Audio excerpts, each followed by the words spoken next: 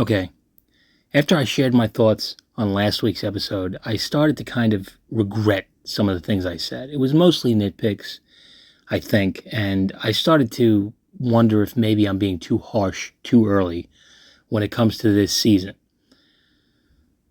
Because I haven't liked Picard season 1 or 2, or Discovery really. I think that maybe I'm prejudging things. I'm looking at it with, I don't know, what's the opposite of rose-colored glasses? I was watching it with bird shit colored glasses. Just glasses that have been smeared with bird shit.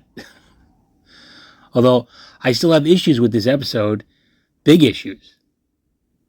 But I realized that I'm looking at it wrong. I was looking at this like it's a next generation show, when it's actually a next generation movie. One of the more mediocre ones. And if it turns out to be more like Nemesis, then I'm going to hate it as much, if not more, than anything I've talked about. But we're not there yet. And as always, this is just my opinion. If you feel differently, that's totally cool. I'm not attacking you for your opinion. This is just kind of how I see Star Trek Picard so far. And in this episode, there's a lot more stuff with Raffi, as you would expect, and her story has yet to merge with Picard and Riker's.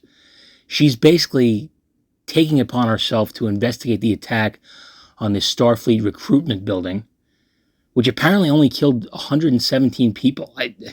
Did I hear that right? Am I mistaken? Because it looks like a lot more than 117 died. I don't know how thousands of people didn't die in what we saw last week, but whatever. The mysterious computer that she's talking to tells her to disengage. So she's basically going rogue and continues the investigation. And it leads her to her ex-husband, who can apparently set up a meeting with a Ferengi gangster named Sneed. And this Sneed apparently sold some weapons to a Romulan guy that Starfleet claims is the main suspect in the attack. And this scene between Raffi and her ex-husband is notable only because he is such an asshole. He basically gives her a choice. She can see her son again, or she can meet with this Sneed character. This may be the first time that I actually find Raffi sympathetic, because her husband is a piece of shit. And we're supposed to believe that Raffi and her past have caused her husband to act like this. I mean, lives are at stake, and he is forcing the mother of his son to play some sort of emotional Kobayashi Maru. This dude is garbage. Moving on. She meets with this Sneed guy. Obviously, she chose that option. She didn't have any other choice. And I give the show some credit, because this is not a typical comedic Ferengi. He's actually fairly sinister and serious. And that's something we have never really seen from the Ferengi in Star Trek. They were a laughable attempt at creating a new villain in the start of TNG, and they've basically been kind of comedic caricatures of human greed ever since. So it was interesting to see one that is actually somewhat believable as a serious gangster. At least until he took the severed head of his Romulan client out. That was a little over the top and kind of laughable. And Raffi is forced to try drugs and ends up in trouble because she's caught in a lie by this Sneed guy, and he suspects that she's Starfleet, which she is. But thankfully, Old Man Worf shows up and slaughters everyone, including this Sneed character. Worf is the mysterious contact that told Raffi to disengage, which is, which it was painfully obvious that it was going to be Worf, but they act like it's a big reveal. And that's the end of Raffi's story for this episode. Just getting that out of the way, because it's the least interesting aspect to me so far. And on the Titan, they detect that Picard and Riker's shuttle is in trouble. But this Captain Shaw doesn't want to go rescue them. But Seven manages to convince him. So that's nice. They get there in time to save Picard, Riker, the unconscious Dr. Crusher, and her son, Jack Crusher, who obviously has an English accent, signaling to the audience that he is indeed Picard's son, which, spoiler alert, he is, even though accents are not a genetic trait, so he should not have an English accent because he never met his French/English dad, but they have to hit you over the head with it before finally confirming what you already know. And this is without question my biggest issue with the show so far. Granted, we don't have all the answers yet, but I can't imagine any way that there will be a satisfying explanation as to why this guy is Picard and Beverly's son. Just feels so forced. And it felt like the show outright stated that Picard and Beverly never actually hooked up. But maybe that was a misdirection. In any case, they beam them safely aboard the Titan, but the captain of the evil Claw ship is revealed, and she obviously is played by Honey Bunny from Pulp Fiction, and her name is Captain Vadic, which made me laugh. I mean, what is that short for? Vagina Dick? They got to put a little bit more thought into these bad guy names if they don't want my juvenile brain to run amok. That's all I'm saying. And she says she wants Jack Crusher. She says she's a bounty hunter, and he's guilty of all kinds of crimes outside of Federation space. And her ship is also a ridiculously overpowered vessel. It's apparently got 475 photon torpedoes, 900 phaser arrays, 50,000 lightsabers, 28 Death Stars, 89 Infinity Gauntlets, 47 Technodromes, and all 9 of the Nazgul and Voldemort's distended nutsack. I mean, this fucking thing is ridiculous.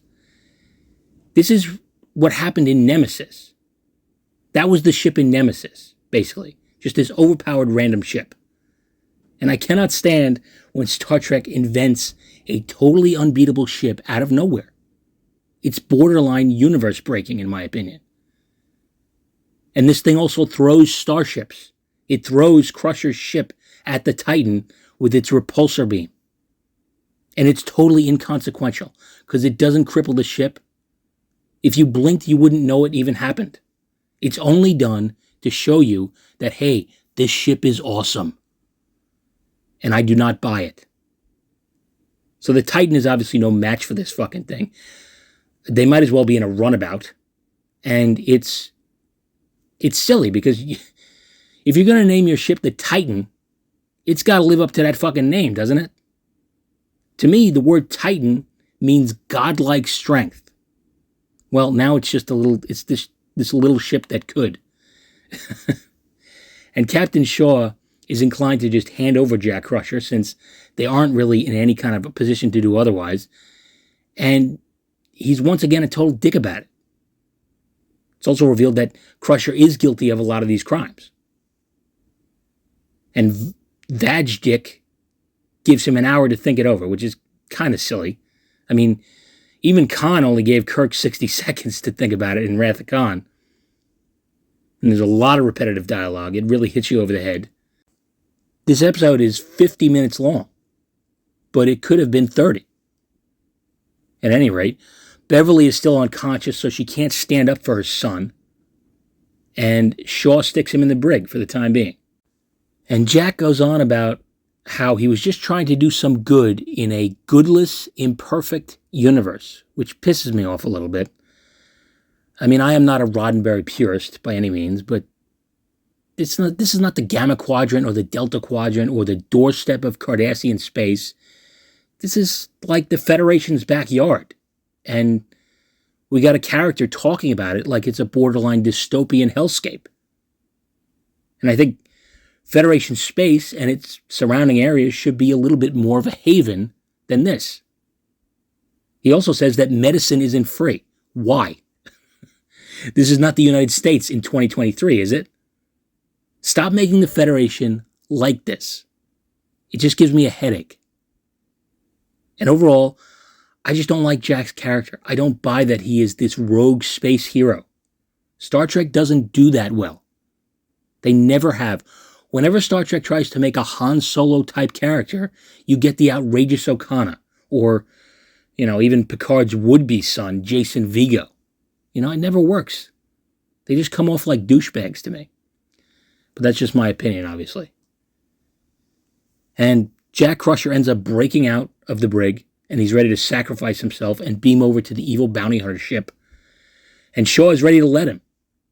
But once Picard realizes that Jack is indeed his son, he counters Shaw's orders, somehow.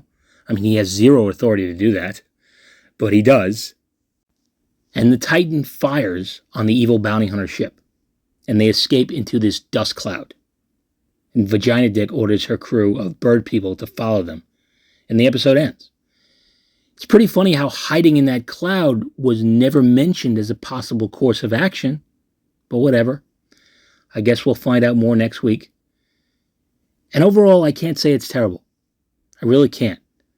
We just don't have enough information for me to say that this is going to be a terrible storyline. I don't know yet. There's obviously stuff that annoys me. There's also a ton of Easter eggs and references, which I didn't even mention because we'd be here all day. And you know how I feel about those. Most of them are beyond obnoxious, and I'll just leave it at that. But it's the Picard now has a son with Dr. Crusher angle that really bugs me. It's just not sitting right with me. It feels like Kirk and Carol Marcus again, except worse, because at least Kirk knew he had a son. I don't know. And other than that, it's just shaping up to be a very generic Star Trek The Next Generation movie. You have another evil bad guy who I will admit is pretty interesting to watch. And if Star Trek wasn't already overloaded with evil bad guys at this point, I might be a little bit more receptive to her. And like I said, I hate the ship she uses. I think it's such a hollow attempt to raise the stakes when you just pull a fucking Superman ship out of your ass.